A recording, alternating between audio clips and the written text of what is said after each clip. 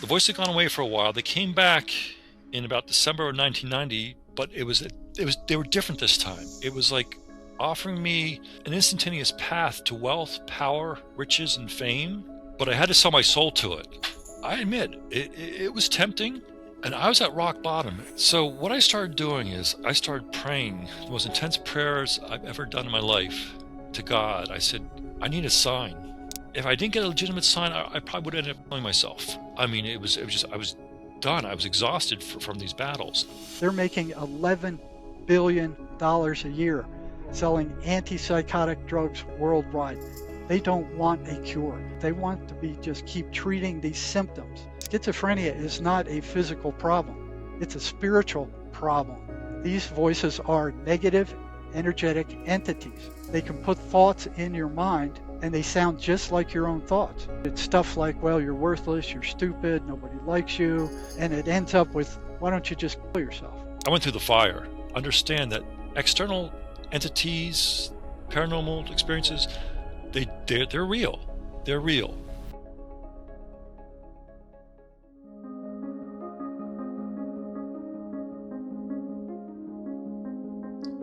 Shalom Alechem, peace be with you, my friends, and welcome back to the Jesus Way podcast. I'm your host, AREN Abke, joined alongside our co-host, Mr. James Benefico. And today we're doing a part 2 interview with Dr. Jerry Marzinsky. Now, our first episode absolutely lit up the YouTube airways. It's still trending and going pretty viral. It's received a lot of amazing comments and feedback, and you guys are really interested in this subject of demonology and negative entity possession and how this all works and what the metaphysics of it are. And so Dr. Jerry actually offered us, James, at the end of the episode, after we finished recording, a part 2 interview. And he said, if you guys ever want to do a part 2, I have a really amazing client who he said it's his most amazing client testimonial of a man who goes by Anonymous or Anon, who used to be fully down the road of demonic possession, in a psych ward, the whole 9 yards, and somehow made it out of that predicament. And today has a successful life, a healthy family, and is a successful engineer. So a pretty miraculous kind of hero story of one of the rare few individuals who ever makes it out of these kind of facilities. And so I was actually unable to make this interview. So James took this one solo, and he described it to me afterwards on the phone, just how incredible this interview really was. And Dr. Jerry Marzinsky was not exaggerating about the kind of amazing stories this guy has to tell from his own experience. But I think the interesting thing, James, to me was, our first episode focused almost exclusively on demonic possession via drug induction. So street drugs like meth and heroin, opening these portals to the demonic, and even antipsychotic pharmacy drugs do the same thing and open these same portals. But this person, Anonymous, was not induced into demonic possession via drugs, right? But some kind of other mechanism, I think. Yeah, well, it was really eye-opening, and I think everyone can relate with the power of a negative thought to spiral, and before you know it, days become weeks and weeks become months. And that's what happened with this individual. He really spiraled into darkness and these thoughts that he was worthless in the eyes of God and that he should kill himself. All of these terrible thoughts just spiraled, and he found himself in a psych ward. And then I believe they started treating him with the antipsychotic drugs. But it was a really powerful, fascinating story. I was honestly blown away by some of the stories of entity attacks and visions, how he was treated in the facilities, and his road to redemption. Really a beautiful, mind-blowing story. I think everyone's really going to enjoy it. But it goes to show how these negative entities really view shame, fear, guilt, all of these things as food. It's their food source. Yeah. So the cattle go to graze where the grass is, right? If someone is filled with negativity, they're going to go there to feed, and then they actually farm it by instigating even more negativity. So it's this vicious cycle. And I think Anon's, his bravery and courage and kind of the synchronicities and little winks from God he got even at his darkest moments to lead him back to living a loving, successful life is really inspiring. Yeah, to put it lightly, very grateful that he's able to or willing to talk with us publicly about these things, even if he is still, going by an anonymous name. It takes bravery to share these stories. And the other thing I wanted to say that you just pulled out, James, is some people might watch this interview and say, "Oh, well, if it was just negative thoughts that led this person into horrific demonic possession, then am I screwed? Like any little negative thought I think can just lead me to demonic possession?" And we want to be clear, that's definitely not what we're saying and not how we think this works. But we can say that a negative thought is definitely where the broad road that leads to destruction begins, is in negative thoughts. Because thoughts that we keep thinking become stories. Stories we keep telling ourselves become beliefs. Beliefs we hold strongly become identities. And so I think negative entities, James, really are feeding off of or are permitted entry into one's consciousness via your self-perceptions, your beliefs. If I believe about myself things that are contrary to how God sees me, if I believe I'm a victim, I'm lacking, I'm unworthy of love, any such negative identity, that is antithetical to truth. And so it creates openings and opportunities for the negative polarity, who is also on that thought system, to use that as an entry point. So what we are saying is we don't want to let those negative thoughts continue to spiral. We don't want to adopt these negative identities and stories about ourselves because, yes, they definitely can lead to these kinds of things we're going to discuss today.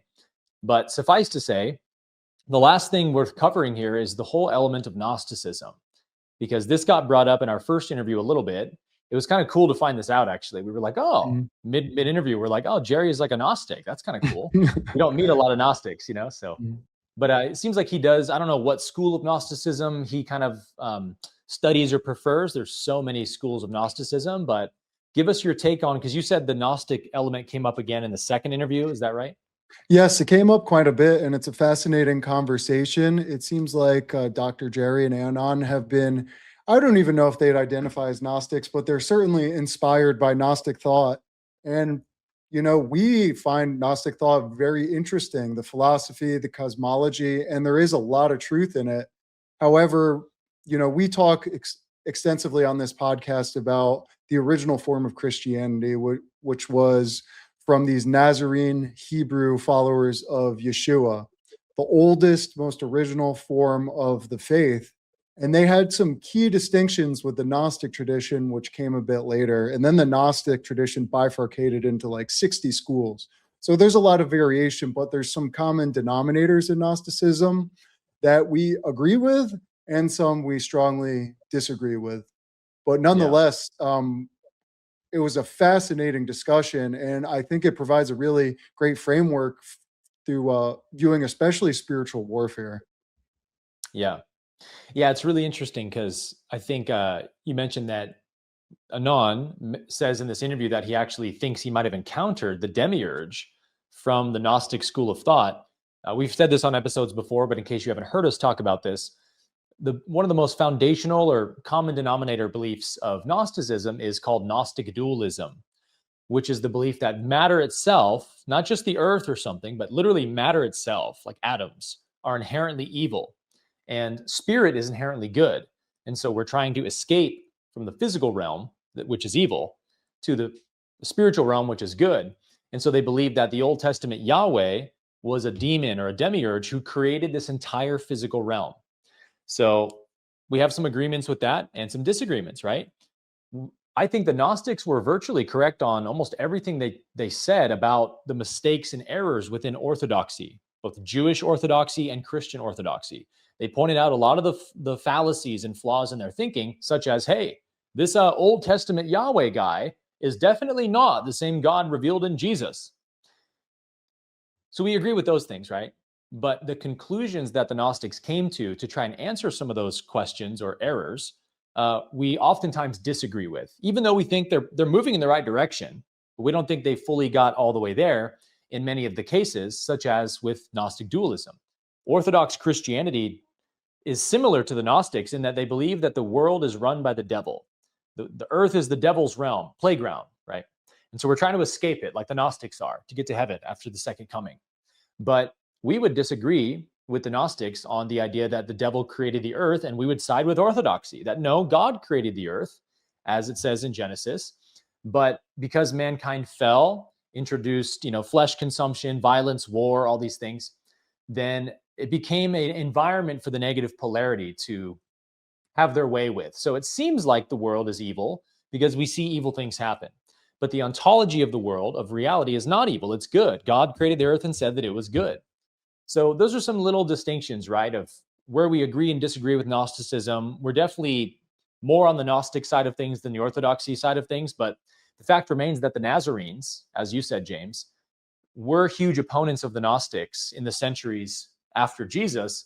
When Gnosticism was on the rise, the Jewish Christian Nazarenes were one of the biggest opponents alongside Orthodoxy and Orthodox Judaism. It was this kind of wild west of theology happening.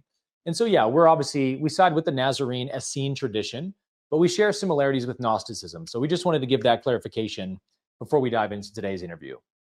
Yeah, it's such a fascinating topic. We could talk about it all day. But again, the main distinction is this escapism, escaping to heaven, versus a Nazarene understanding. Rudolf Steiner shared this understanding of the spiritualization of matter.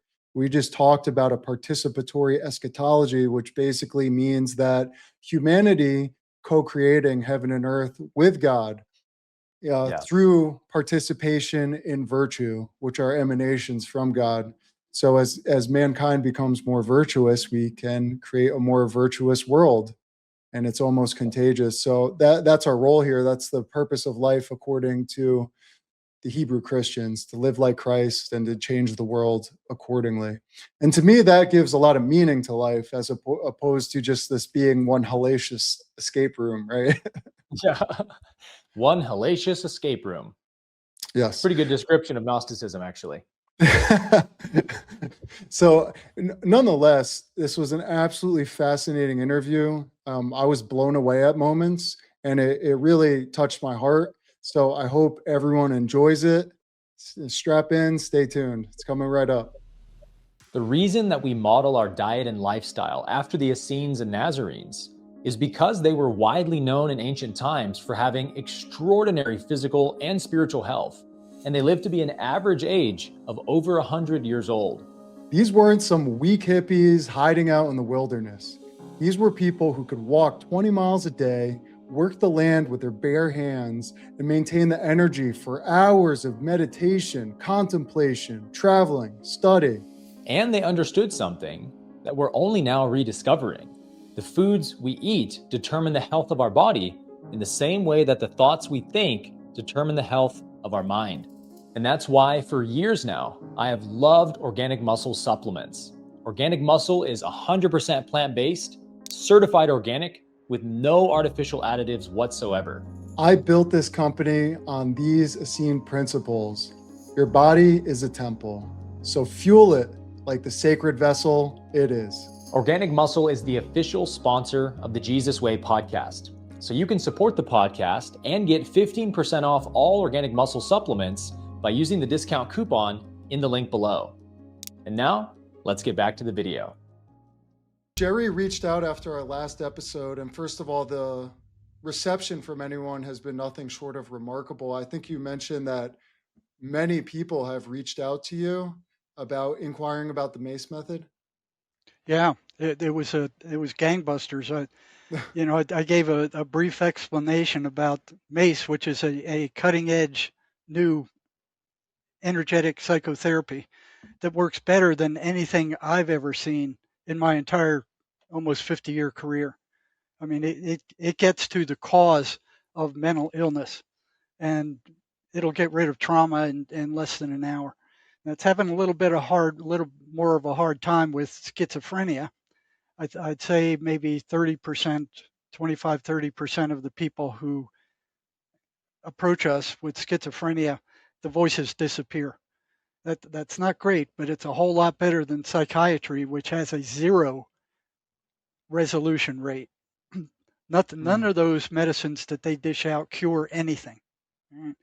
And this takes care of trauma. It takes care of regular, all kinds of different psychiatric problems, and it drains them. It energetically drains them in an hour or less. So they are no longer there. You can the patient can remember the incident, but there's no charge to it. There's no emotional charge to it. So it's like draining a car battery. You can charge a car battery up to full, drain it down to nothing, and it becomes a boat anchor. It doesn't work anymore. It's the same thing with these negative identities that the MACE method drains. And it's the only psychotherapy that I've seen that has a spiritual component, which is it wouldn't work without it. So what Mays found was a negative energy flows toward positive energy. And the MACE method hooks up a system where that negative energy in the person's psyche is funneled into the person's spirit and is transposed into positive energy. So it's something that's so far out of psychiatry's purview or psychology that it just they're like the Stone Age now. Right. So a little recap. I spent close to 45 years studying the voices that schizophrenics hear, and like everybody else, when I was in graduate school, they were telling me that these voices are auditory hallucinations. That's not what I saw when I got onto the front lines. I worked at probably the biggest psychiatric hospital on the planet at the time. There were 10,000 psychiatric patients there at the time I arrived. So there was an endless supply of schizophrenics. None of the staff were the least bit interested in what the voices were telling these patients. Not at all. They thought, well, they were auditory hallucinations, and you think of a hallucination, it's like, you know, uh, verbal cabbage, word salad.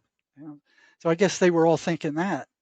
But I noticed that there was a one-to-one correlation between these people getting in trouble and how often and how strong their voices were. And nobody knew what the voices were saying, and nobody was interested in it except for me. So I started asking these people, and I found that they were running patterns. The first pattern is that they were consistently negative. They were always negative, and if they were saying anything positive, it was only to sneak around behind the patient and stab them in the back later. So trying to get their trust, and then they would grab hold and they wouldn't let go. Right? So I got to wondering, like, why aren't they random? Why aren't they all over the place? If they're a hallucination, they should be just all over the place, but they weren't. They were confined to that negative trajectory always. They stayed on that. The next question was, what held them on that negative trajectory? Why weren't these voices sometimes positive, sometimes negative, sometimes something in between? Wasn't so. They were consistently negative. So it was the first pattern I saw, and it piqued my interest because if these voices were running patterns, they could not be hallucinations, auditory hallucinations, like the psychiatric mafia insisted and like the universities were teaching. Right? Couldn't be. So I started looking for more patterns, and they showed up one after another after another. The second one was when one of the patients came into my office and said, the voices hit me last night, and I started praying the 23rd Psalm. He said the voices reacted like worms thrown on a hot frying pan. So I said, that's interesting. So I started asking all my other schizophrenic patients and all the ones that were to come, what happened when they read the Bible? What happened when they repeated the 23rd Psalm? What happened when they went to church? The voices always reacted negatively, consistently. And so I started asking them, like, what did the voices do when you entered the church? And it broke down into three categories. If they were very weak, they would disappear. They would just shut up. Okay? If they were moderate strength, then they started making all kinds of noise, mocking the preacher, saying Jesus couldn't even save himself. What makes you think he's going to save you? and just interfering with the person listening to the sermon. They would block it. They would get louder. Right? Now, if they were very strong, they would drive the person right out of the church. They would get up and they would run out. Right? They couldn't deal with it. Okay? So, what kind of hallucination would be anti-religious? Second pattern. Right?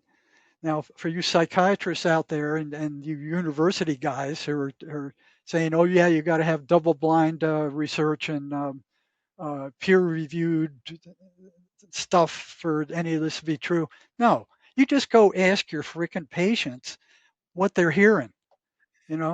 Ask them if the voices are negative. Ask them if the voices are anti-religious. Ask them if they feel a lack of energy after the voices attack. It's right. The information's right there in front of you. Just open your eyes and friggin' look.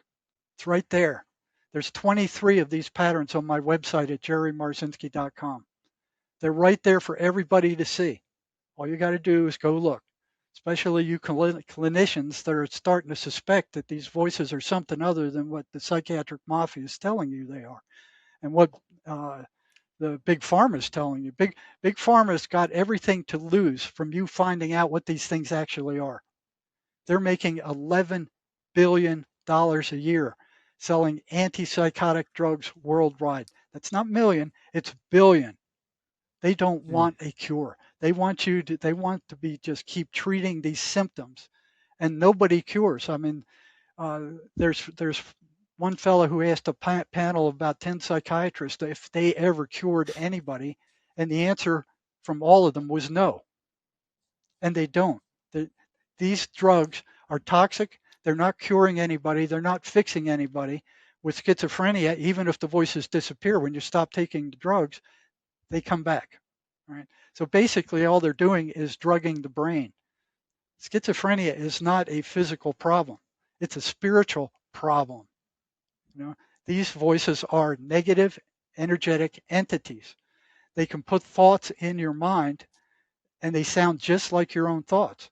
It's just like the thousands of thoughts you hear every day, but it's stuff like, well, you're worthless, you're stupid, nobody likes you, and it ends up with, why don't you just kill yourself? And unfortunately, 50,000 people in the United States are killing themselves every single year. A great number of them are on antipsychotic and antidepressant medications, which sometimes have a warning about suicidal ideation. And they're making $4.7 billion selling antidepressant drugs that don't work. They don't get at the cause. They don't get it, like the MACE energy method does. It gets at the cause and it neutralizes the cause. These people are stuck in the physical. Everything is physical. The whole medical system was taken over by the Rockefellers back in the early 50s, I believe it was. They made it, even before that, they made it illegal for universities to teach any kind of medicine except pharmacological medicine. Everything had to be based around drugs because the Rockefellers were making money because they owned the oil, which a lot of these drugs are made from, or components of it. So stuff like Tesla's violet ray was outlawed, naturopathy was outlawed, acupuncture was outlawed. All of those were advertised as quackery. And any medical doctor who tried to use any of that or referred anybody to any of that lost their license. Any university that refused to teach pharmacological medicine was not allowed to graduate doctors. All right. So from that time on, the deep state medical mafia, psychiatric mafia had control of the medical system, and they still do. All right. So those drugs are toxic, especially the antipsychotics. They do permanent neurological brain damage with long-term use. It's been shown over and over again with autopsy after autopsy after autopsy of psychiatric patients in state hospitals who've been taking those antipsychotic drugs for a long time. It's irreversible neurological damage. They won't tell you that. And if you go to a psychiatrist and he orders those drugs for you, he won't tell you that either. But it's been proven. It seems like these same negative entities that are convincing people to take themselves out, these same entities and influences are running amok in the pharmaceutical industry, really probably most of the major institutions in the world, the military industrial complex. I was just talking to Boston 2% about this, how the cartels even will consecrate their batches of meth to the angel of death. So this negative influence, this spiritual disease is infiltrating all these institutions, and they all play into each other to cause more suffering and more death, because that is their food supply. Yes, It I seems agree. to be their food supply: fear, anxiety, shame, guilt. And Patrick would know. He's been there. Now, one thing I saw when I was working in the psychology department of the state prison, that prisoners were flooding into the prison because of going psychotic on meth. And they start hearing voices when they're high, and they go, "Oh, that's just a hallucination, and it'll go away when I come down." And then, it does happen. It goes away, and it may be 10, 15, 25, 50 times later, they don't go away. And then those people are just as psychotic as any patient in the mental hospital. My goodness. The voices do not go away. That meth does something. It opens people up and allows these negative entities in there like no other drug I've ever seen. It's extremely dangerous. They open portals. Yeah, no doubt. Well, I would love to bring in our guest here today, who, Jerry, we were speaking and you said, man, you have got to talk to this guy. It's one of the most fascinating stories I've ever heard. And we feel very blessed to have you on the show today, Anon. Thank you for joining us. Thank you, James. So listening to Jerry talk about his experiences, my memories are coming back. Well, yep, remember that. Went through a lot of this stuff.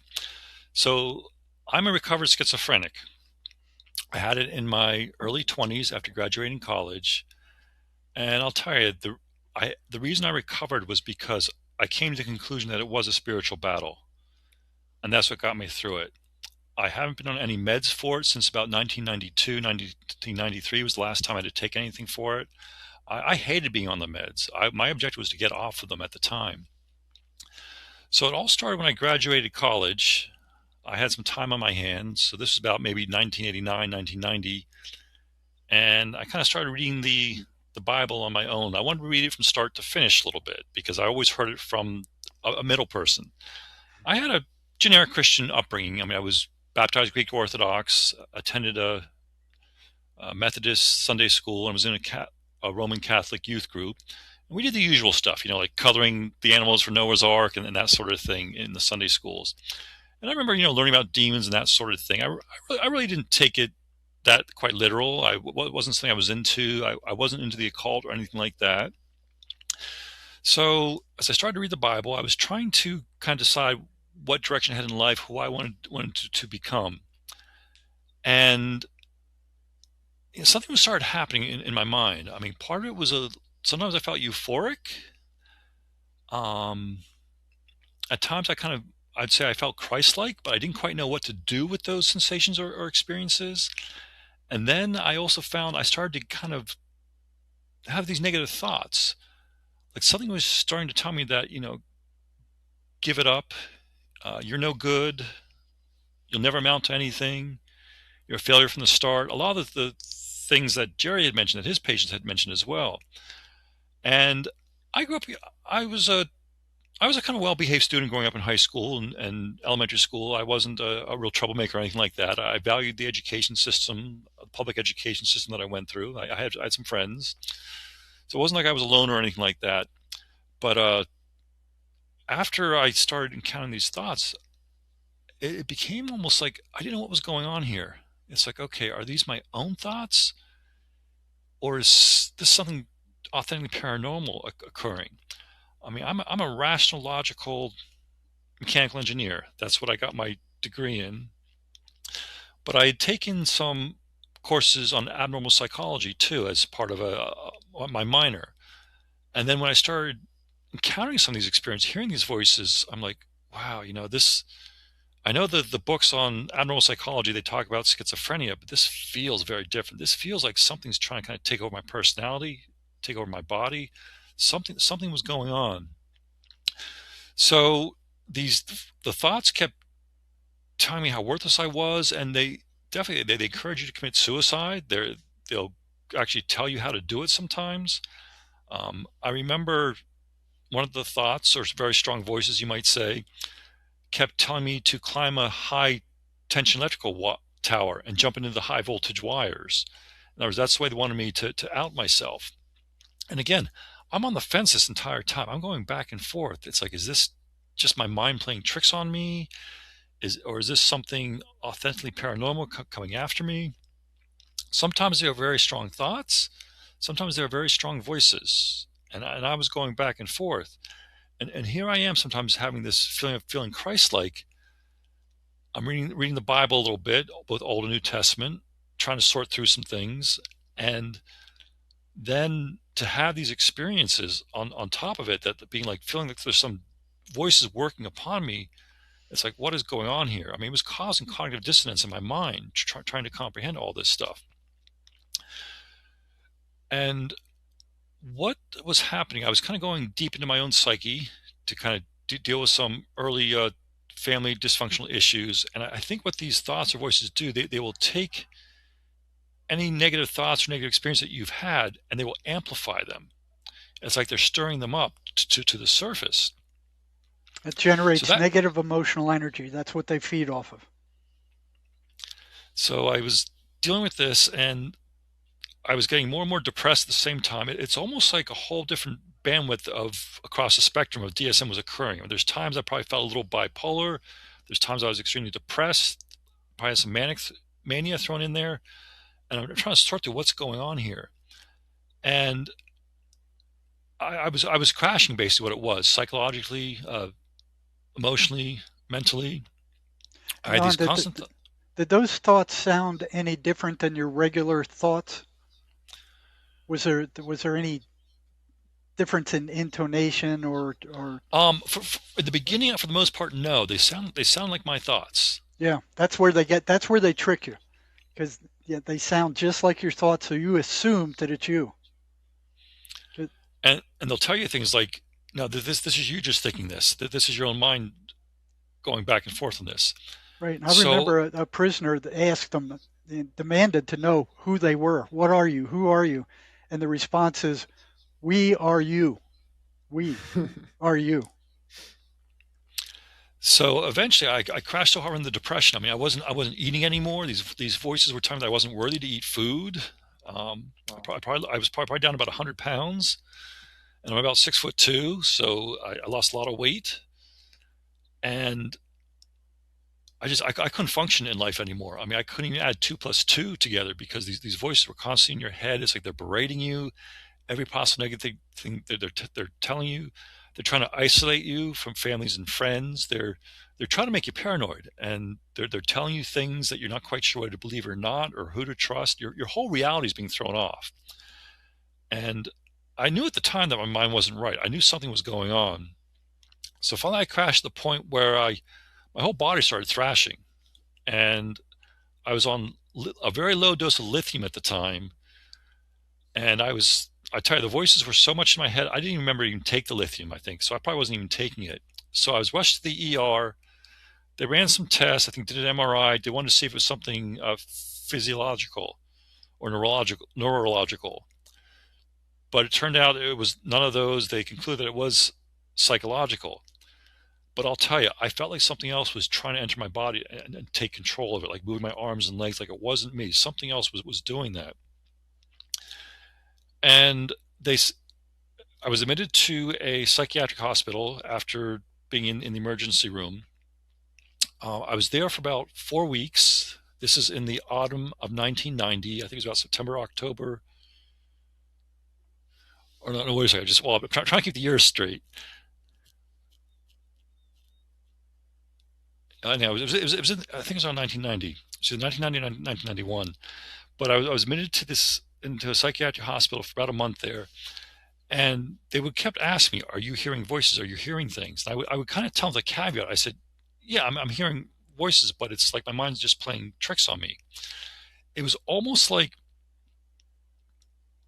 you're kind of in a dream state, but just the mind would not shut down. It was you constantly bombarded with these voices and these thoughts telling you all sorts of things, and they made it very difficult to sleep. They wouldn't want you to sleep. And I remember the attacks would get accelerated a lot stronger during, say, maybe from 2 o'clock to 4 o'clock in the morning. You'd wake up sometimes and then they'd be attacking if they even let you fall asleep. Now, what about So after the sun went down? Did they feel stronger when the sun went down? Uh, yeah, I would say yes, because you had nothing else to really focus on, Mm. and you'd be lying in bed and then you're trying to fall asleep, and the mind is just constantly going with these voices. It's like you can't get to sleep. It's like they're keeping you up. I feel like it's strategic It is.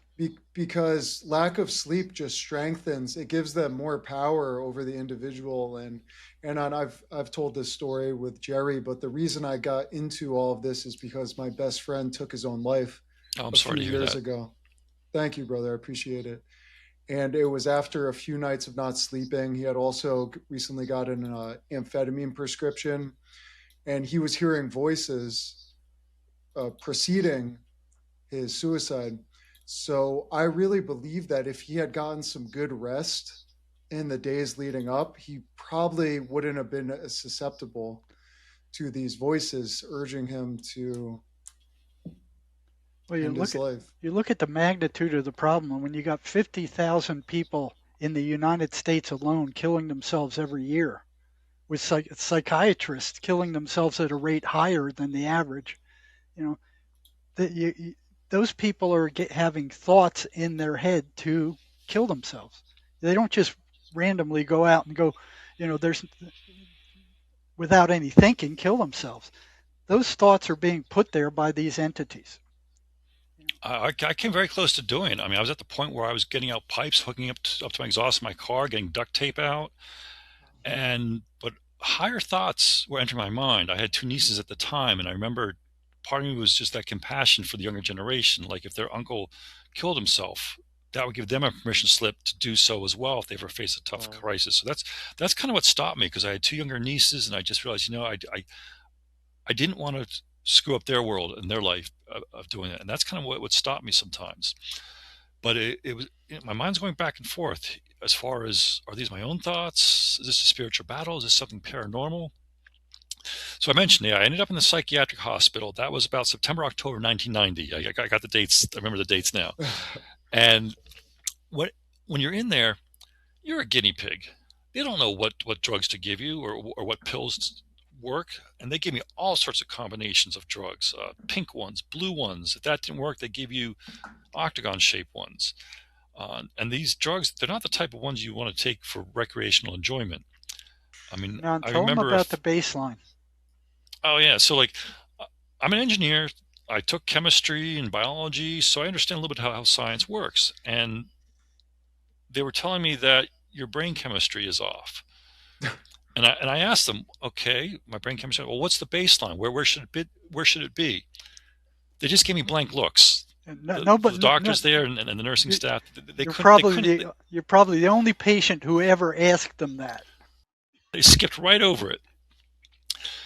Because how can something be off if there's not a baseline? Well, exactly. Like if you have a swimming pool, right. You have a swimming pool. You want to keep your pH at a certain level.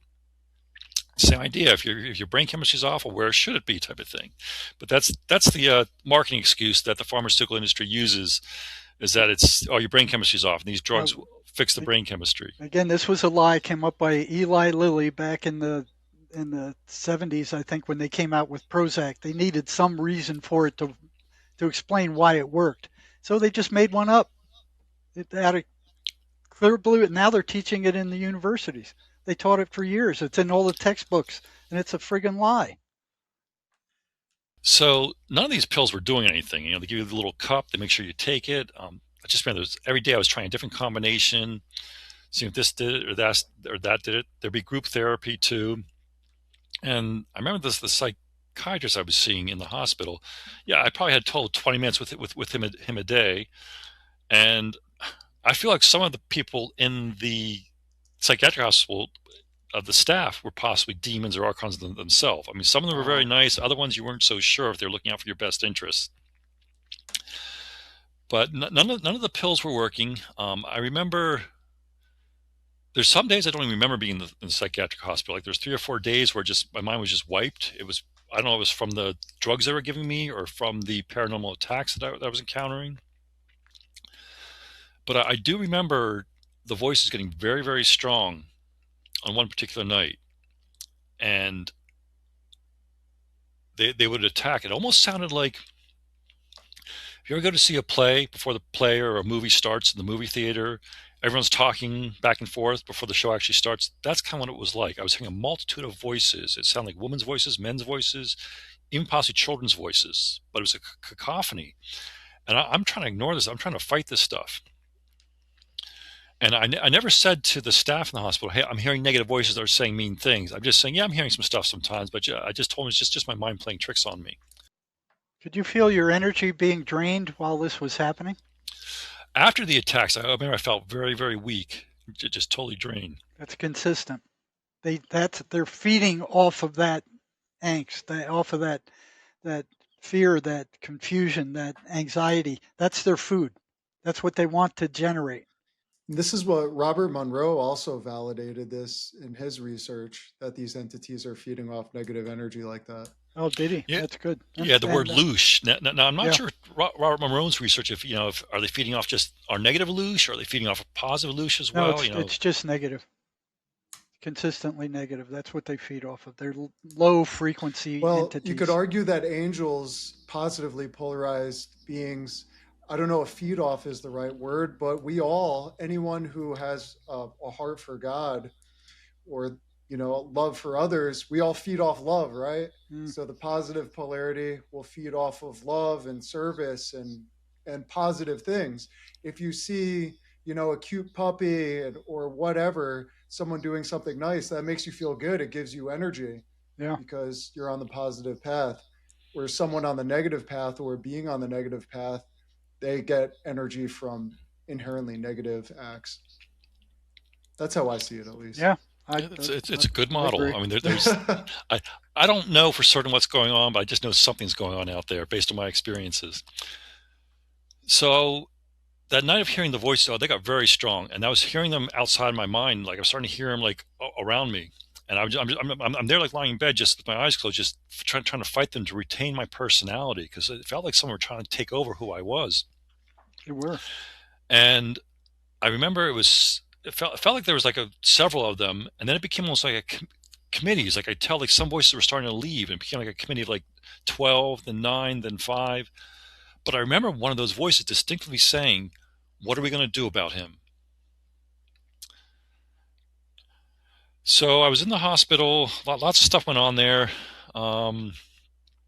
Reached the point at the end of 4 weeks, and my HMO health insurance was running out. None of the drugs were working. The next step was I was going to end up in a state psychiatric hospital. They decided to try electroconvulsive therapy, which is ECT. That's where they put the electrodes on the patient's scalp, and they basically send a voltage across the brain.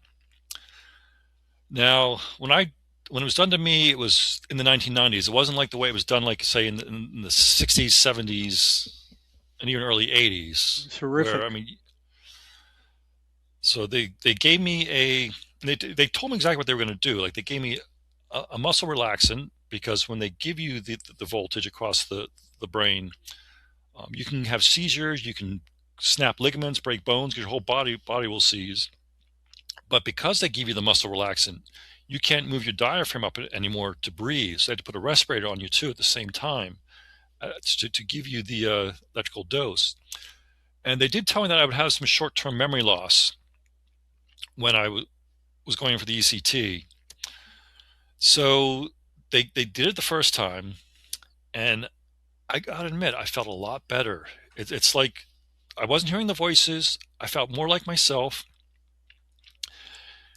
if you remember the old vinyl records that used to have the needle that you put in a groove, it's almost like my mind was stuck in this groove of just negative voices, constant bombardment, that I was worthless, I didn't deserve to live anymore. And what that ECT did, the electroconvulsive therapy, is it seemed to lift that needle out of the groove. I was able to kind of have silence in my mind for a while. And I felt like I could start rebuilding myself. I mean, I was still at rock bottom. I was unemployed. I was at poverty level that year. I still had a functioning credit card, so I was just living off of that to pay for my necessities. I was paying for my health insurance premiums with my credit card. Food was being paid on a credit card. And I told the staff, like, I feel much better. And they're like, no, you need to have at least 6 ECT treatments. So even though I felt perfect, much better after the first one, I had to go through 5 more of them. Those kill brain cells also. So I would have been a heck of a lot smarter if it wasn't for those 6 ECT treatments.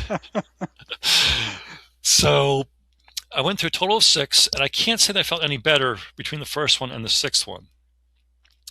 So I was discharged from the psychiatric hospital, and there was times I remember in the hospital too where I was walking in the lobby, and I would walk into a wall, and I would just keep moving my arms and legs. And I remember how stupid this probably looked, but I couldn't find the thought to change direction or move. It's almost like something else was like testing to see if they could get hold of my body to move it back and forth. I mean, it definitely sounds like an exorcism was being attempted and something was going on there. And again, I come from a mechanical engineering background. I have a rational mindset. I wasn't into any of this stuff, but looking back on what was occurring, it very much meets what religions tell us about.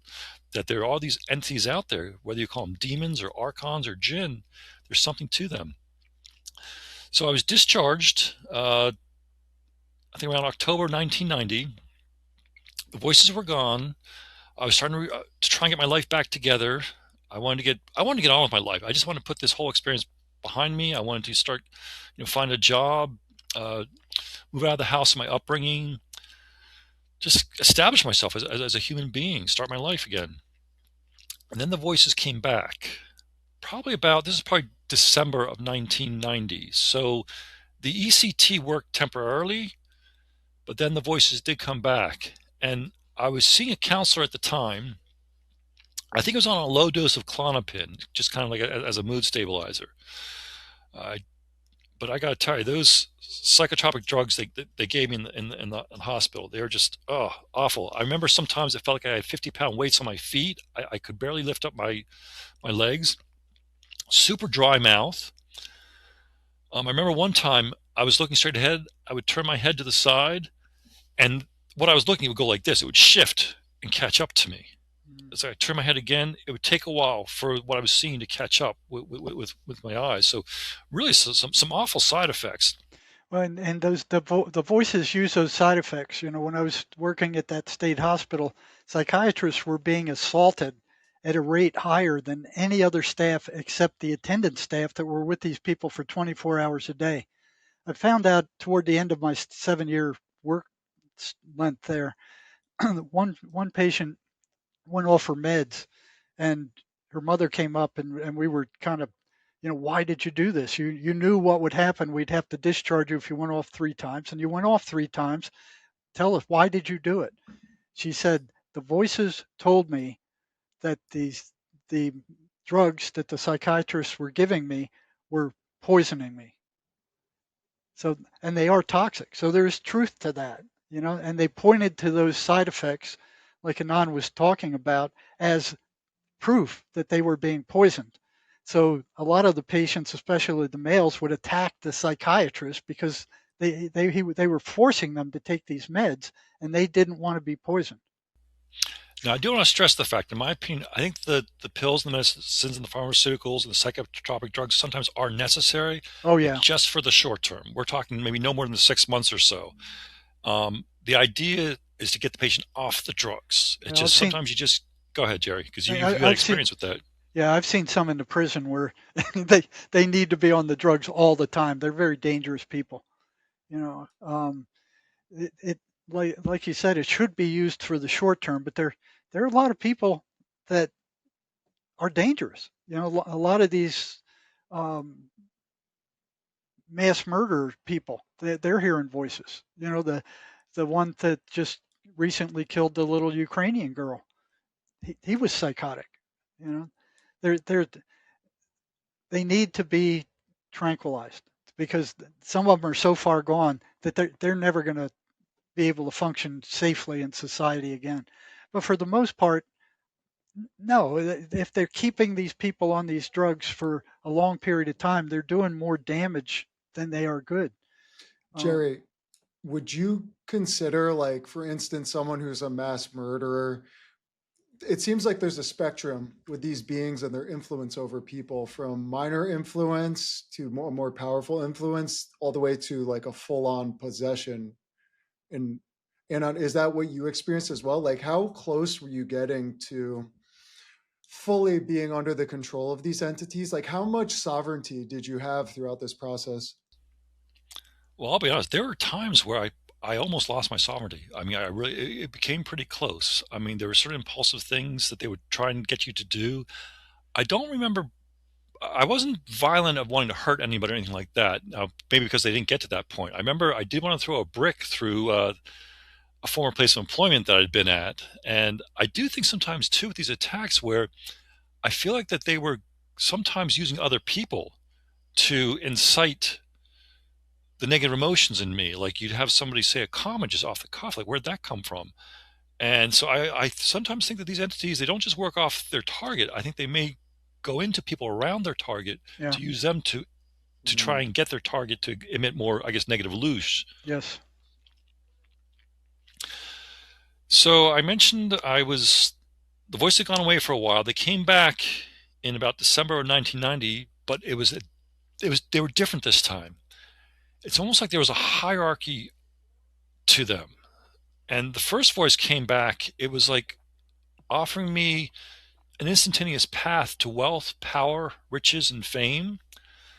But it was offering me mammon. Wow. But I had to sell my soul to it. In other words, it was trying to make a Faustian bargain. It was trying to make a deal with me. And I admit, it was tempting. I mean, I was in a broken state. I was below poverty level. I was trying to get on with my life. And they showed me like a whole path to do it. But I basically have to give up my ethics, my soul, and everything to go that way.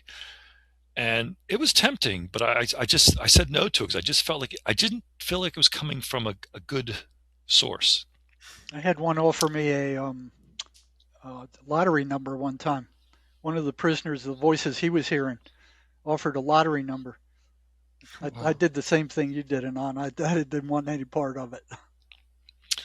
And here it is. Sometimes I felt Christ-like, but I didn't quite know what to do with the sensations or feelings. Because, like, who am I to be any different? Other nut job out there that feels kind of messiah or Christ-like at the time. And then I started having these experiences. The offer of wealth and power and riches, being tempted by the devil, so to speak, which is something that Jesus allegedly went through.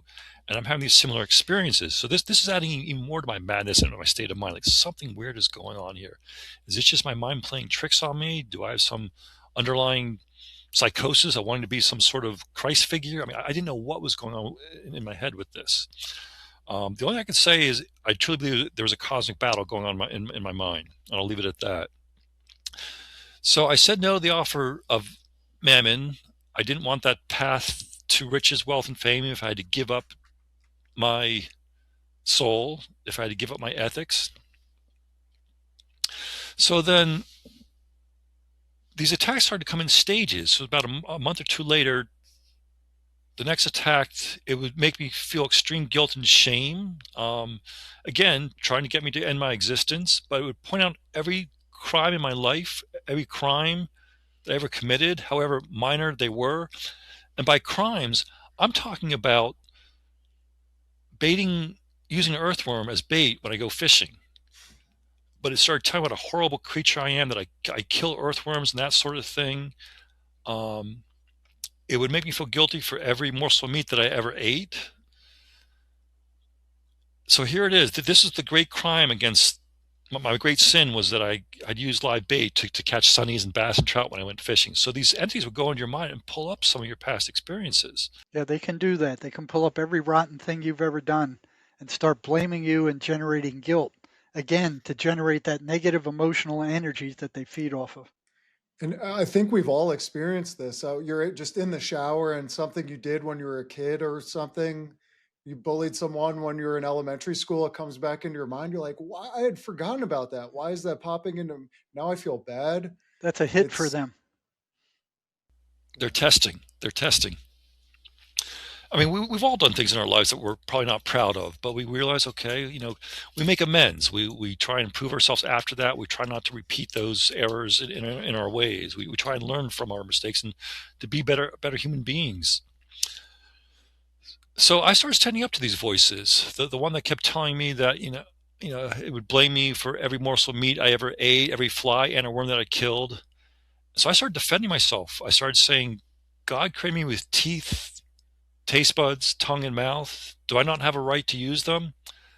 I said, why is meat made to taste flavorful and provides the most amount of proteinic energy per volume? I said, why does God encourage some animals to kill and eat other animals for sustenance? I started talking to these voices. I said, take your argument to God, not to me. I didn't make this world. I didn't make this universe. Take it to God. So these are kind of attacks that would go on for a little while, and then there'd be a new one. And I felt like they were different entities because the vocabulary they used, the intonation was different. And as Jerry said, this isn't just word salad. They're speaking in full sentences, full paragraphs, full phrases. With a very malicious intent behind all those phrases.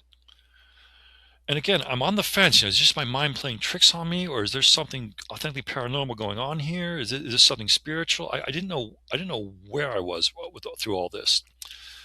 So a later attack, it kept stating how worthless and pathetic humanity and I are.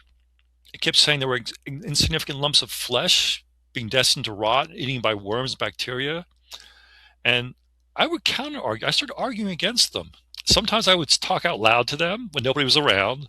If anyone was around, I would talk internally in my head back to them. But they would say things like, you're just going to rot in the grave. You human beings, you're just ugly flesh. And I would argue back. I would say, hey, we didn't decide the composition of our flesh, blood, and bones. It was granted or forced upon us, our bodily form. I said, I didn't control my creation. I said, take your arguments to God, not to me. I said, that's where you find the answers. Don't blame me for the human form. And it was odd. In this case, this archonic attack or this negative attack backed off rather quickly. It stopped within a week or two. It's almost like it saw that my defense was strong and it couldn't come back with an argument, so it backed off right away. And I said, wait a second, I can win against this. I started to realize that, hey, I'm standing up to them. They backed off this time. So then there'd be a whole series. There's all these various stages of these attacks that continued on. I mean, felt like a trial, a tribulation. It was like these prosecutors or adversaries were coming and attacking me. And sometimes it wasn't like they were attacking me. It's almost like they were attacking all of humanity. And I was acting almost like as a defense attorney or an advocate for humanity against some of these attacks. I mean, I remember one of the attacks where it would say like humanity did not deserve to exist. It's like these entities were judging all of humanity through my mind and my experiences. I mean, I remember having like internal cinematography visions of like wars, battles, riots, just violence of humanity. And these voices or strong thoughts would say, see, humanity is an abomination. They will never evolve. And these inquisitors kept saying how worthless and ignorant we are as a creation, that we're not a species that deserve to continue our existence. And I would defend myself against these attacks. I would say, yes, there's some human beings that are evil, wicked, ignorant, full of hatred. But I said there are others that are good, compassionate, kind, and full of love. And I put forth my defense that you don't condemn an entire species, religion, culture, as being entirely imperfect based on the actions of a few. So they were trying to judge all of humanity based on certain instances. And yes, humanity can be cruel and awful and vicious, but humanity can also be compassionate, loving, and kind. So there were all these various tribunals and trials and tribulations that kept occurring. It's almost like it was different stages of a trial that I was going through. And I remember the last tribunal stage most intensely. It's like something was trying to convince me that God does not exist. to give up my faith. And keep in mind, I'm at rock bottom. I mean, I'm at poverty level. I'm dealing with the diagnosis of schizophrenia. I'm trying to keep my sanity going. I'm trying to get on with my life. I'm hearing voices telling me to kill myself. And this last stage kept telling me that God does not exist. Give it up. He's just a figment of imagination. Basically, this attack was trying to remove any remnant of belief or faith in God or a higher consciousness. It was trying to make me a pure materialist. It was telling me things like God is dead. He or she is just a delusional fantasy, so give up. And I was at rock bottom. And what kind of hallucination would do that? So what I started doing is I started praying the most intense prayers I've ever done in my life to God. I said, or what I thought God should be, or whatever that higher power out there is. I said, God, I need a sign. I said, I don't know if these attacks in my head is just mental illness. I don't know if this is paranormal. I don't know what's going on. But if you want me to keep going on with these battles, these spiritual battles, I need a sign from you. There's something genuine, authentic going on here, because I can't continue with this. If I didn't get a legitimate sign, I probably would end up killing myself. I mean, it was just, I was done. I was exhausted from these battles. So this is probably about September, October 1991. So this is about a year after getting out of the psychiatric hospital. And I'm seeing a counselor still, but I'm not going to in depth of all these voices. I mean, she was kind of dealing with some codependent issues I had with my mom. I didn't go to everything else that was going on because I tried to kind of keep it separate. And I wasn't sure myself what was going on. So I prayed 2 weeks as intensely as I could. I said, God, give me a sign. And I didn't say what the sign should be because I didn't want to kind of put prejudice in place and say to God what I wanted the sign to be. I left up to God to decide. You know, if a priestess showed up at my door, I would have accepted that as a sign. If a Bible or a major scene arrived in the mail by mistake, was shipped to me by accident, I would have accepted that as a sign. But what happened is I had a vision. And it was probably the most intense vision I've ever had in my life. It is the most intense vision I've ever had in my life. But it saved my life as well. So I will share with your audience what exactly had occurred. I will share with the audience the vision of what I encountered. So, do you see a door here and it's kind of a light switch? Yep. Okay. So as I mentioned, I was praying as intensely to God for give me a sign that there's something more going on in my head than just pure mental illness. And I was at rock bottom. So I woke up about 2 o'clock in the morning, about 2 weeks after the most intense praying. And I could feel there's a presence in my room. I mean, I could feel it. I'm looking around. I didn't see anything. I'm lying on my back. I look up and I see the light switch, or excuse me, the light fixture up there. It's like I had a square light fixture in my room. And this was in the bedroom that I had grown up in at the time. Then I start to see this kind of grayish, silverish, black like smoke or mist start entering the room to the left of the light fixture. Is the smoke or gray getting bigger as I hit the slides? Yeah. Mm-hmm. Okay. At first I thought it was an electrical fire occurring in the light fixture over my head, but it wasn't occurring where the wires were. It was actually occurring in a plane about 6 inches or a foot below the ceiling level. And I'm watching this kind of smoke or mist start to enter my room. It's like, what's going on here? And then I realized, oh crap, it's a hallucination. Here I am, diagnosed with this affective schizophrenic disorder, and now I'm starting to have hallucinations. Part of me is like, okay, my condition's getting worse. The other part of me, the scientist in me, is saying, okay, well, let me see what my mind is going to tell me. Maybe I have some hidden trauma here that has to come out. I wasn't sure what was going to happen. So more and more of this mist is coming into the room. Grayish like fog or silverish, and it was moving the way wasn't moving like smoke. It was moving the way like food coloring would move through a drop of water when you drop like food coloring into it. I don't know if this mist or fog had sentience in itself, but it was kind of coming in from a plane below the ceiling. Then I started to see like a black portal in the middle of this fog or cloud that's forming. The portal is getting bigger.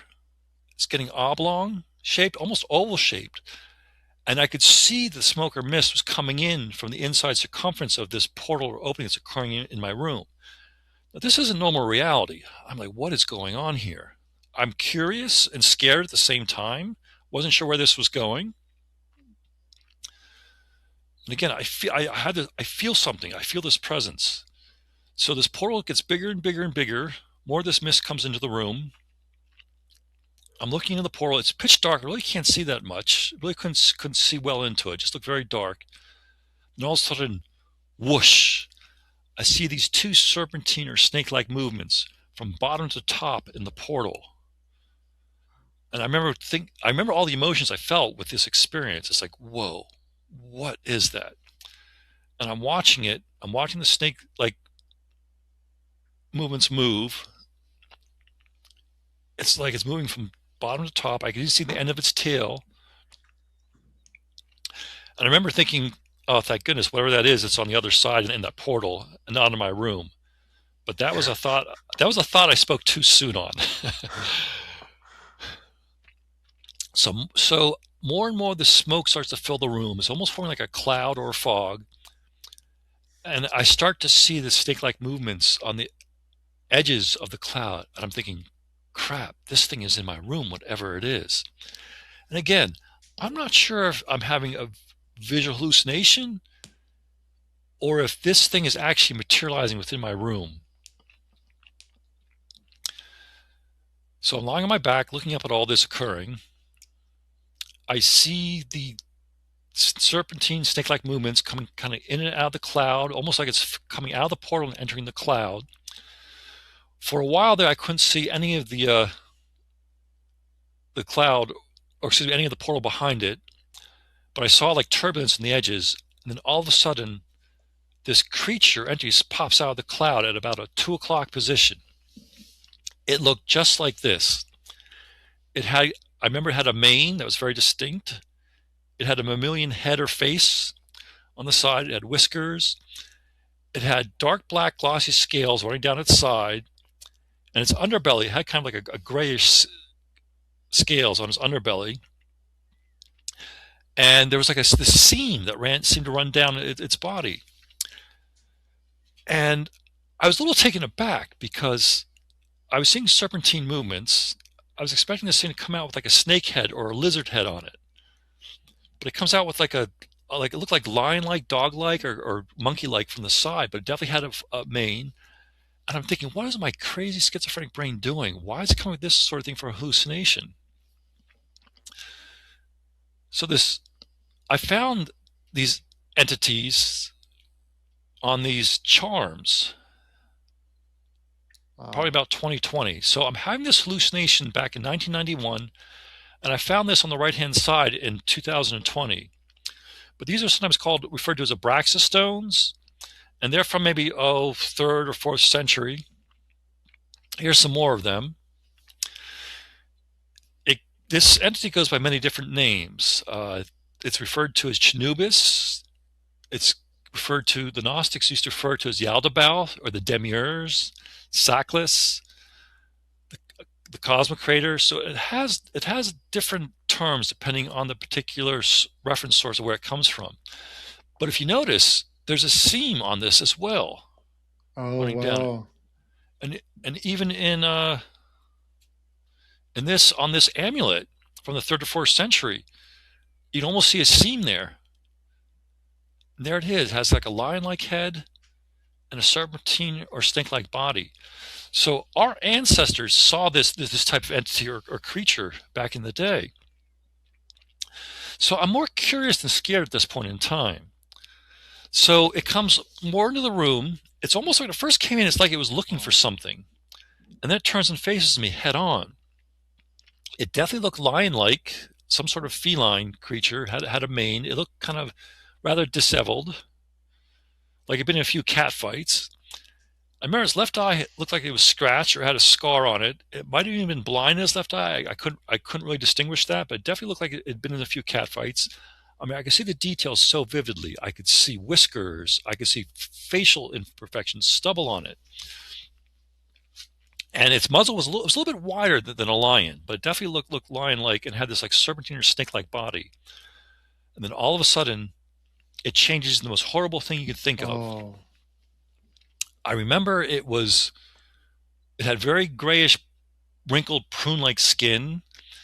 It looked almost like a old man or old hag of decay. It could have been like a combination of a man, old hag, lizard-like, but I just remember it looked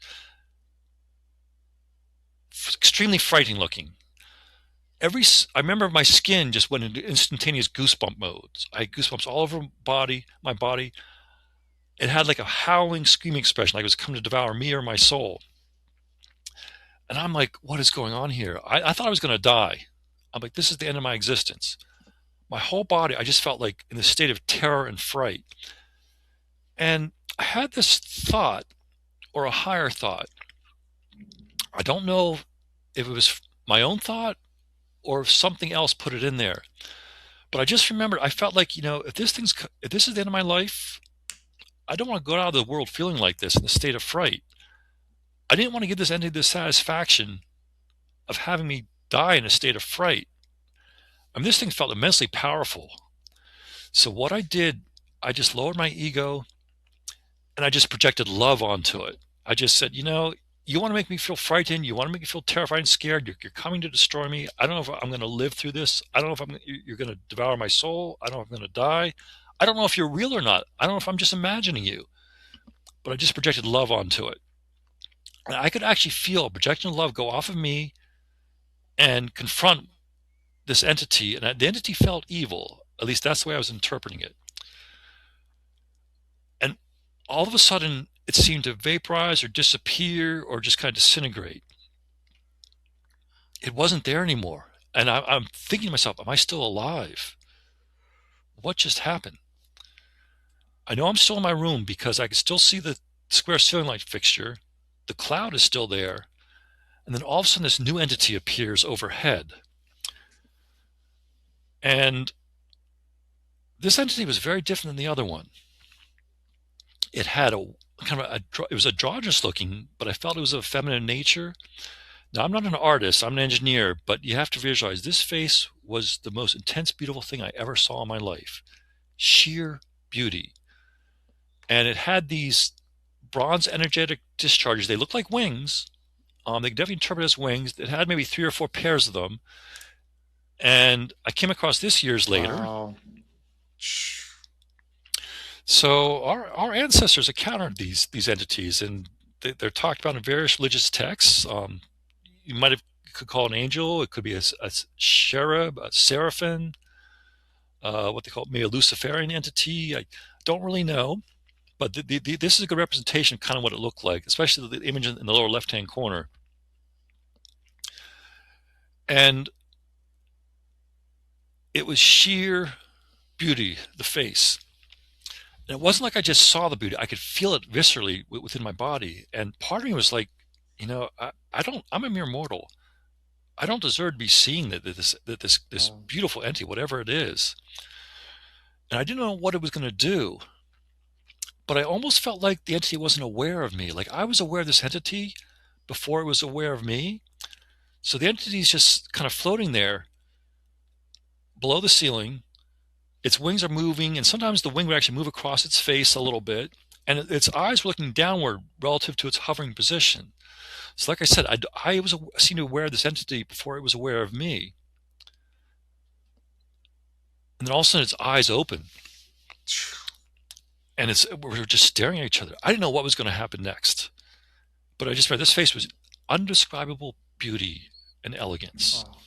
It was a type of beauty that I felt as a mere mortal I should not even be looking upon. And we're just looking at each other. Its wings are fluttering. And I'm thinking, okay, this is probably going to turn into something really ugly and terrifying, come at me as well, like the last thing did, because, hey, I'm a diagnosed schizophrenic. I'm having these hallucinations. What's going on here? So we're just staring at each other. It kind of felt like an eternity. But it was, I'm guessing it was 5 to 10 minutes of this, just it's looking at me. I don't know if it was trying to decide who I was, if it was trying to figure out where it was. Its wings are fluttering, its wings are moving. We're just lying there looking at each other. The clouds started to dissipate. The portal's still there behind it.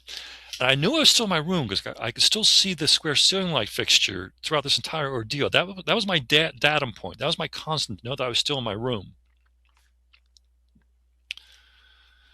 So I'm just looking at this beautiful entity, not sure what's going to happen next. And then all of a sudden, the entity smiles at me. I could even see dimples form in its face. And its face was very humanoid looking. Sheer beauty. I mean, it might have even had flowing hair too. This is just kind of the way I drew it.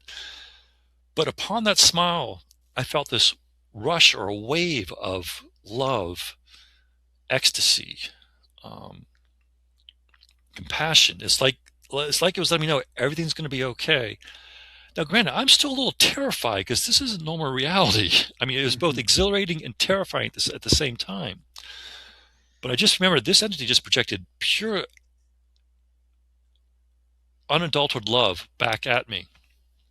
And it was an erotic experience. I say erotic not in the lower physical body sexual sense, but erotic like there was a connection going on here at a higher level. Eros, yeah. And the next thing I know, I'm starting to have an out-of-body experience. I'm starting to merge with this entity, whatever it is. I'm in a state of sheer ecstasy. I'm merging with this entity. It's almost like we were becoming one being. And maybe that's what they mean by Heros Gammus, like this merger with a divine entity or divine emanation. The entity is going in reverse. It's like it's rising back, like it's going to go into this portal. And I'm having like an out-of-body experience, merging one with this entity. Like I could feel all its thoughts and its being, its essence. It could feel me. And just as this entity and I were about to merge 100% and go into this portal that formed in my room, everything went gray and then dark. It's like I was deliberately put back to sleep. I was aware of going out. If you've ever been under anesthesia, when they say count backwards from 5 or 3, and then all of a sudden you just feel that rush of the anesthesia take hold, like when you go out from anesthesia. This was the same type of experience. So everything went gray and then dark, like I was deliberately being put back to sleep. So I woke up the next morning, I probably about 7 o'clock or so, about 3 or 4 hours later after this experience. I'm like, what just happened? What occurred? There was nothing in my room that I recall to show proof that something had occurred that night. But I knew something in me had changed. The encounter with that second entity, it gave me hope. It returned my will to live. And it's kind of like, here I was praying for a sign. And I had this intense paranormal divine experience. I mean, it could have been an encounter with both an emanation of God and an emanation of the devil. There's so many different ways to interpret this. I mean, I'm explaining the actual experience itself, but that second entity, it could have been my higher self. It could have been the Holy Spirit. It could have been an emanation of God, kind of showing its face to me. It could have been what the Gnostics referred to as Sophia.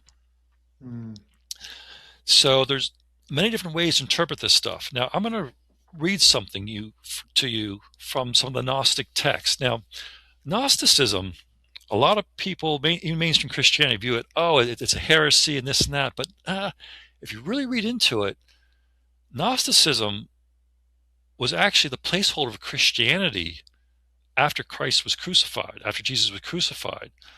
Gnosticism was around before the Council of Nicaea met.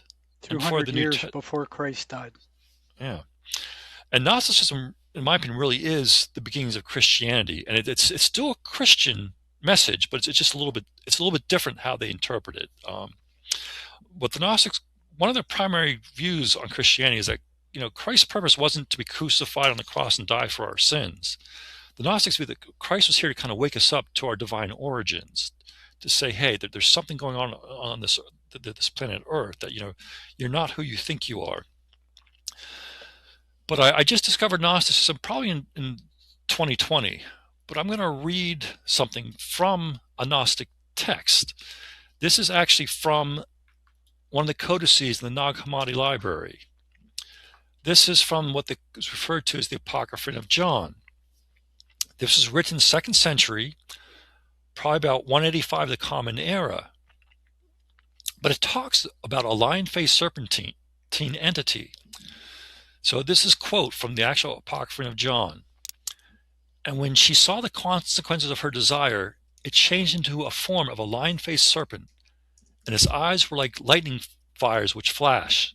She cast it away from her outside that place. The her in this is who the Gnostics refer to as Sophia, which is a emanation of God. She cast it away from her outside that place, that no one of the immortal ones might see it, for she had created in ignorance. And she surrounded it with a luminous cloud, and she placed a throne in the middle of the cloud that no one might see it except the Holy Spirit, who is called the Mother of the Living, and she called his name Yaldabaoth. So here it is. I see this entity with a lion-like head and a serpentine snake-like body, and our ancestors, ancient humans, were talking about this stuff 2,000 years ago. And here's another line, but it says that Yaldabaoth had a multitude of faces, more than any of all of them, so that he could put a face before all of them, according to his desires. So basically, it's saying in the Apocrypha of John, this entity can change its face and change how it looks. So Gnosticism gets into the idea that there's these archons, there's emanations of God. It doesn't quite follow the mainstream Christianity path, and it's very different than what the Vatican has put out. Well, the church murdered all the Gnostics. They burned all their writings. They took them out of the Bible. They murdered all these people. So they had such a drive to kill them. They didn't want what they were saying out. Mm-hmm. Now, some of Gnosticism, I believe, did make it into the New Testament. If you look at like John 12:31, 14:30, or 16:11, it refers to an archon of this world or ruler of this world as being controlling this world. And the fact that John doesn't refer to God as being the ruler of this world, it's saying something else is ruling this world. That's a clear statement of Gnosticism kind of making it into it. And like the Gnostics kind of believed that the God of the Old Testament was a false God, a bad God, referred to as the Demiurge or Yaldabaoth, and the God of the New Testament, that who Jesus is talking about, is a whole different God, a higher, good, transcendent God that's kind of untouchable, unreachable. Now, I'm not here to preach Christianity or anything like that. I'm just showing there's multiple paths to Christianity, and I think this is what our podcast is all about. We're all about the original Christian movement. So this conversation is right up our audience's alley. We promote on this podcast. We agree 100% that the Vatican, the Catholic or Orthodox tradition is actually like the third or fourth Christian tradition. It was very late to the game. It totally changed the faith. The Gnostics were very early on. On this podcast, we promote the Nazarene movement. They were also called Hebrew Christians. It was the original Hebrew followers of Jesus, led by his brother James. And they were based in Jerusalem and around the Transjordan, but they had a lot in common with the Gnostic movement, and they had an extensive demonology and angelology, much like what you're describing.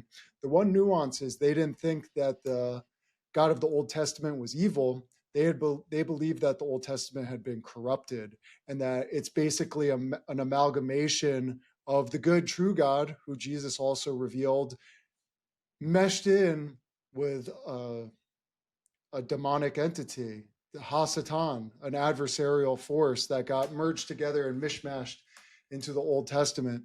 So the Hebrew Christians and the Gnostics, there's a ton of of interplay. They're very similar in a lot of these core beliefs. So this is what our audience is all about. This original form of Christianity before the Council of Nicaea, before the Roman Empire sank its fangs into it and made it a religion of war and power and empire. And business.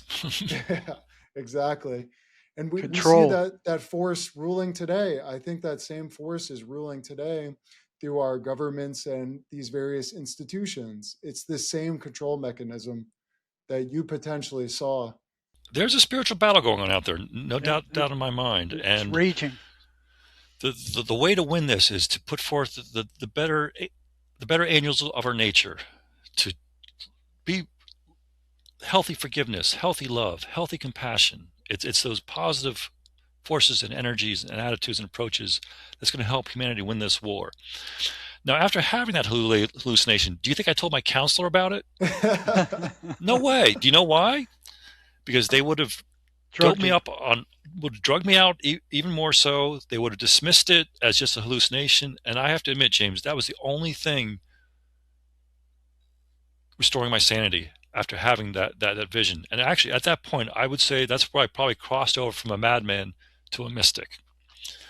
Now, I didn't tell anybody about this experience for many, many years. I think I told my future wife about it, but that was like 10 years later. I didn't tell anybody about this experience because I didn't understand it myself. And then to look back on it and to just encounter these images of these entities, 1991 this happened, and I just discovered Gnosticism in 2020. How many years went by? I mean, I was trying to put this whole schizophrenic experience, I put air quotes on schizophrenic experience, behind me. And I returned to life of the mundane to, find a job, establish myself in the world, and to be productive. So it just goes to show you that there's a lot of truth in the religious texts. I know we have the Bible, we have the Old Testament, the New Testament, we have Judaic sources, Christian sources, but there's even truth to some of the Eastern religions too, be it Buddhism or Hinduism. My philosophy is, hey, if God is as infinite as we all think he or she is, then there's got to be an infinite amount of legitimate paths for access. So I view that there's multiple paths to the Godhead. You choose the one that works for you, is kind of my approach to how I view the world. Sorry to interrupt you. There's a core in all of these faiths of righteousness, of love, of compassion for the least of these, which is the gospel of Jesus. If you didn't love me unless you love the least of these, Jesus said, you must forgive to be forgiven. It's like this metaphysical karmic thing where any unforgiveness you're holding on to in your heart is just connecting you with lower energies. And when you can release that, you could transcend. So I totally agree with you that all of these paths at the root, all of these faiths have been corrupted in some sense too. But the core essence is love and truth. Absolutely. Now, I am by no means a perfect human being, but I try to be a decent human being. I try to do the best I can. I mean, we live in a world of chaos where we're constantly encountering situations that could become evil or can become good, and we have to apply our proper judgment and discern between what the correct path we should take. And it's not easy being human, not at all. Well, know that those negative thoughts that are injected into your mind don't come from you. Everybody thinks every thought that you have in your head belongs to you because nobody's ever said anything otherwise. That's not true. Mm-hmm. I really love to talk about, so the way you overcame Yaldabaoth, that negative, terrifying entity, was actually by showing it love. And then a beautiful angel came in, or there's different ways to interpret it. But I would love to discuss with you guys the power of love in dealing with these demons and negative voices. What is the role of love? Should we love them? Should we show them love? That is consistent, because they're so disgusting, but anybody who can show them love, they run from it. Just, they can't stand it. It's like hitting them with a microwave or a laser beam or something. They just can't stand being shown love or compassion. It's a tough question. I've thought about that too. For example, did I changed that previous entity into the beautiful entity by projecting in love, or were they two separate entities? Jerry views them as being two separate entities. I keep an open mind for it. I'm really not quite sure. And that's the other thing.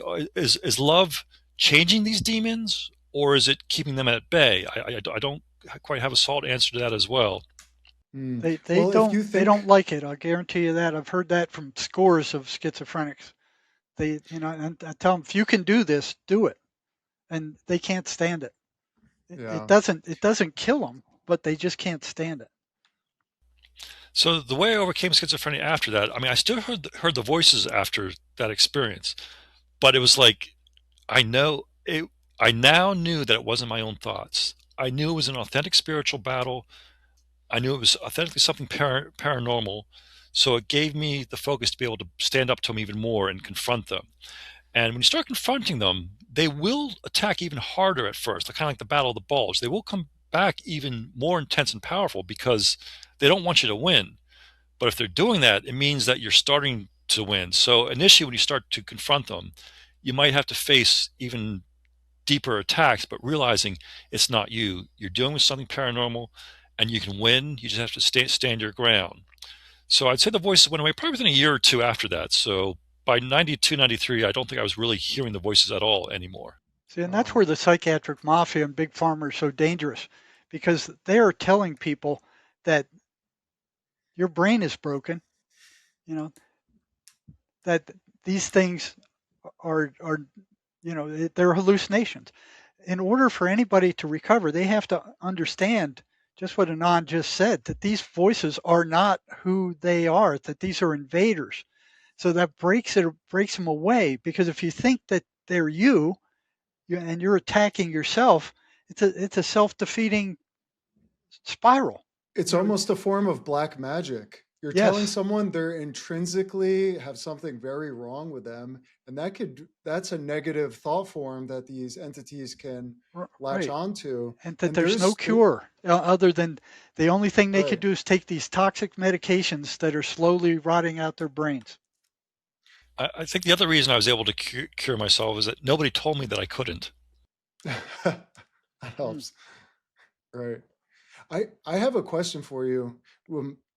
Why do you believe that you were susceptible to this phenomena? Because it doesn't sound like you had a drug addiction. Were you living in sin?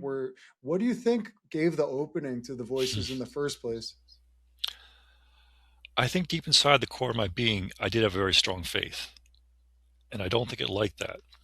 But having this experience, it crossed over from a faith or belief in God to knowing that there is some form of God. However we choose to define God, I mean, I see God as being both a fixed and a moving target. I just don't think we can, our brains are not capable of handling the concept of what God is. We can have Yeah. glimpses and aspects and portions, but to encounter the whole is just, it would overwhelm us. So Hmm. I really think that it was basically testing me. I had a very deep sense of faith, and I think it didn't like that was one possibility. And the idea of Satan, the adversary, it's there's all different models and stories behind some of these religious myths, and sometimes they contradict, sometimes they overlap. So from the Judaic standpoint, Satan means it's a title. It means the adversary. And Satan is actually a part of God's court. The Satan Um, tests the human being to see if their soul is good or pure. And Christianity took it a little different path. They felt like, no, Satan's against God, Satan's against humanity, Satan's an individual. So there's different models. In some mhm. aspects, from the Judaic perspective, it's more of a title given to whatever, I guess you could say, whatever angel or demon may act as the adversary. From Christianity, no, Satan's is evil all the time. Satan is against God. But you look at the book of Job, God and the devil, so to speak, were almost like they were on a play date. I mean, it seems like Yeah, they're almost like pals type of thing, and yeah. they're doing a bet back and forth. I mean, if Satan and God were such enemies, I don't think they'd be hanging out making bets of what Job was going to do or not do. Hmm. Well, we have to, if we believe God is omnipotent and the source of all, the generator of all beings in existence, omniscient, all power, all knowledge existing outside of time and space, then it would be impossible for a created being to be competing with God, to be like hijacking God's plan, because God is the pinnacle of all creation. God has all power. So we believe that the original Hebrew Christian paradigm about the devil would be closer to what you just mentioned, that it's an assigned angel, and as terrifying and real, it's almost like our sparring partner in this realm to develop our characters and our souls.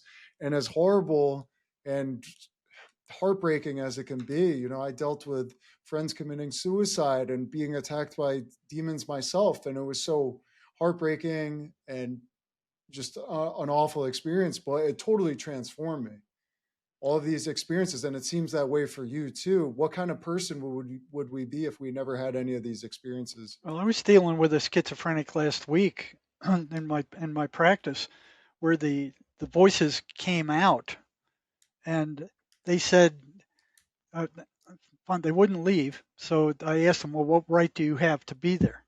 Okay. And there was one guy that said, the voices said pornography. So the guy didn't say that. The voices said that, and the guy was, like guilty as charged. And there was another one that the voices were telling her, when you ask what right did they have to be there, they could have one after another, after another, after another. And using mace, we were getting rid of each one of those as it went along. And this thing was getting more and more furious as we discreated each of those things. I was surprised that he was giving them to me to be discreated, but I could feel it hitting me through the computer screen. It was like this icky electrical energy. And the client I was working with, she was in Greece. She said the room got so cold that she had to go put on a sweater. Oh my goodness. Yeah, there's all these openings.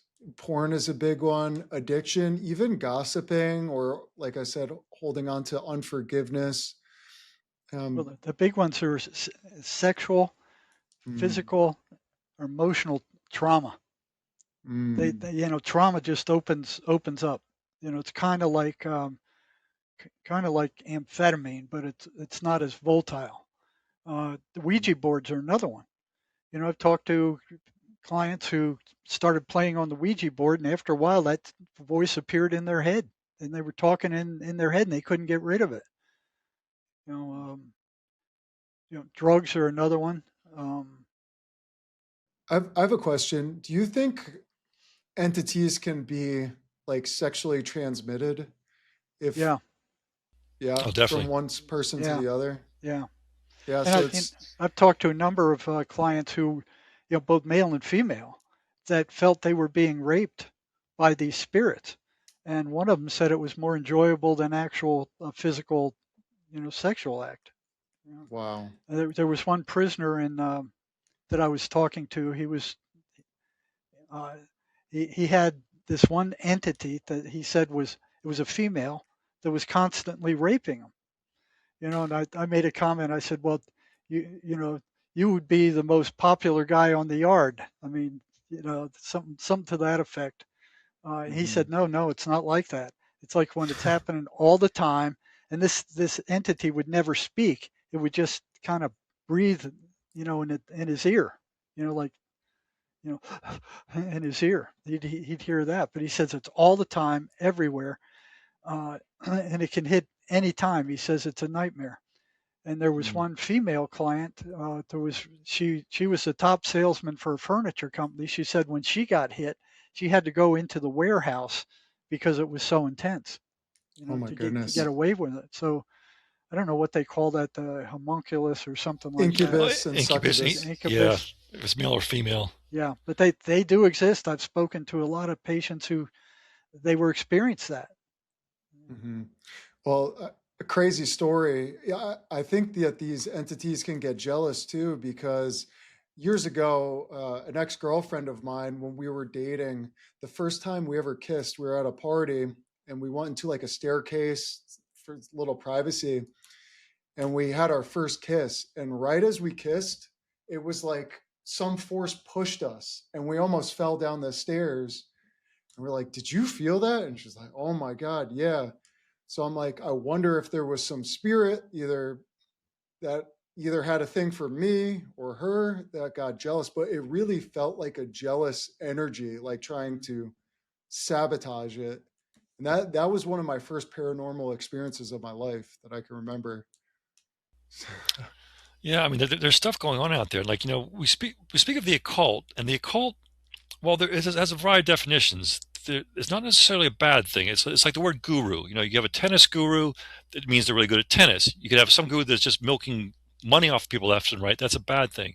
Well, same with the word occult. They're all like occult Catholic practices. There are occult Christian practices, but it's when they're used improperly, for nefarious means, where it can become a problem. I guess you might say that becomes black magic as opposed Right. to white magic. And I remember somebody saying something, the problem is, as human beings, we really don't know what we're doing. When they experiment with some of this occult stuff, and then, they probably have a good point there. Do we know what we're doing? Should we even be going there? Type of thing. I think a lot of times these spirits, they're like a thoroughbred racehorse. If you're a jockey, well trained, you know how to handle them. If this is your first time riding a horse and you get on a thoroughbred racehorse, you're dead. Yeah. I think it's the same idea with some of these spirits. Not necessarily that they're bad or evil. It's just we're not at a point in our spiritual development to be able to properly handle them, interact, and deal with them. Mm-hmm. I think there's something in the Bible. I think it's a quote in the Bible. It even says, "Test the spirits." I think that comes from. In other words, it's like you're being in politics or friends or in a workforce. Some people are generally your friends are looking out for your best interest. Others are not. There's probably that same hierarchy in the spirit world. Some of these spirits might be okay or cool to hang out with. Other ones, no. You got to protect yourself against them. And they'll try to come across as your friends. When they start off, once they get your trust, it's like they got their hook in you. And then eventually, once they get your trust, they'll turn on you. And by then, it's too late. False light. And they can appear as anything. I mean, they can tell you anything. They're consummate liars. You can't believe anything they say. They'll lie about everything. So that second entity, yeah, it could have been a false light entity. It could have been what they call a Luciferian entity. But the thing is, if that second entity truly was evil, why did it give me the will to live? Why did it give me hope again? I mean, I'm just saying, if it was something that was there to destroy me, it should have destroyed me. It didn't. It had the opposite effect on my psyche and my being. Judge a tree by its fruits. You're talking about the female or the female one? Yeah, the second one. I mean, just no, she had no intention to kill you. The first one did. And now the second one projected love. I'm wondering, can a demon project love? I guess that's a question I'm putting out for you. Do you think a demon can project love? So. Exactly. Are they even capable of expressing that level of beauty and love? I don't think so. Not that. It's kind of like a thief loves stealing stuff. He'd rather steal it than pay for it. They love bad things. Like a drug addict, they love the drugs. So it's a negative kind of love. It's not like a positive kind of love. It's the love for bad things. That's what Swedenborg says takes people to heaven or hell. It's all based on what you love. Right. Do you love goodness? Do you love people? Or do you love, hookers or drugs or crime or whatever? Yeah. Your love, you magnetize to a realm with other beings who love those same things. So if you love robbing people, you go to a realm where all the souls rob each other all the time, and that's what hell is. Right. Yeah, I've extensively studied Swedenborg, and the negative entities that he talks about match almost exactly, what these schizophrenic voices are, how they behave, the kind of things they say. So hopefully we've helped your audience, James. Just hey, if they know somebody that's dealing with schizophrenia, I guess what should they do? Should they look up Jerry, or should they, if they come to the conclusion that it's not their own voices, that it's coming from something authentically paranormal, that's half the battle. Yes. If they have figure to out that understand it's not them, they have a good probability of beating this and getting past it and everything, getting off the drugs that they're on. Now, the second thing is to understand that they're consummate liars. And on my website at jerrymarzinsky.com, you go there, then go to articles, and under the articles, there's a 3-part program, free of charge, that talks about how to deal with their lies, that they are liars, and what to do about it. But the abbreviated version of that is to tell them, I see you. I don't believe you. You're a liar. Get out. So they don't want to be seen. They don't want to be recognized. That's the last thing they want, is for people to understand who and what they are. 100%. I think my final prayer to God, I mentioned how I prayed to God to give me a sign. I think that was the sign. I think God said, okay, I want to show you what is actually occurring. And he made it visual so that I could see what was occurring, and then be able to heal myself from that. That's kind of the way I look at it. And to help the thousands of people that you help by telling the truth about these things, over top of what the psychiatric mafia is doing. Yeah, that's the beauty of it all. Your experience is now potentially helping hundreds or thousands of other people understand what they're dealing with and helping them overcome it. So God uses all things for good, which is the miracle of this universe. And it takes a great amount of bravery to do what Anon has just done. I mean, most people, they can't overcome the stigma of it. They just can't deal with that. But I made it this far in life. I'm getting close to retirement age, so I got it's no longer a threat anymore.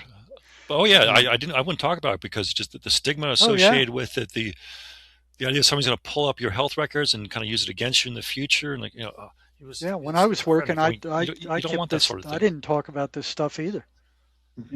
They would have gigged me in a heartbeat. Well, we could wrap up soon. This has been absolutely fascinating, but I wanted to ask you, Anon, if you were going through this experience again, is there anything you would do differently? You mentioned recognizing that the thoughts are not your own is a huge step, but are there other steps you can take to help someone who's out there and is potentially hearing these voices and looking for guidance? Sure. I mean, I wish I knew about Gnosticism years ago. It would have made my experience much easier, because I went through it. I went through the fire. I mean, it was the shamanic journey and everything else.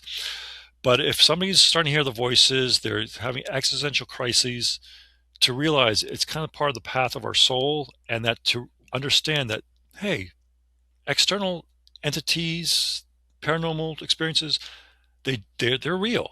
They're real. You're not mad. You're dealing with something right now. They're not hallucinations. And then I think reading spiritual religious texts can help for those that are readers. Read some of the Gnostic texts. Read some of the better aspects of the Bible. And you have to be careful, because there are both negative and positive aspects and phrases within the Bible. So you got to be careful. You got to discern what you're going to pull from. And I think that's done deliberately to kind of test our souls. Because somebody can focus on a certain phrase or passage in the Bible and use it for conducting evil or negative things. But there's other passages in the Bible or other texts, the Gita, even the Quran. The Quran has some beautiful texts in it. And I'm going to say this, but the Bible has almost 10 times more statements of evil negativity than the Quran, believe it or not. But just unfortunately, certain people tend to focus on the negative passages because their vibration is an evil frequency. Right. And that's why they're focusing on those passages. They're missing the ones that have higher truths and better truths. That's an important point. One thing they need to do is stay away from negative stuff, like these murder mysteries on TV, or war stories, or anything negative on that TV, because the TV's got a horrendous amount of negative stuff in it. Social media too. Yep, that feeds these things. What is it, that acid rock music? What do they call that stuff? Like death metal or something? Yeah. Heavy metal. They love that stuff. They love that stuff. Wow. Stay clear of that. You got to be careful. Got to be careful what portals you may unknowingly open up. That's what I'm going to say. Yes. James, if I might mention, I did write a book.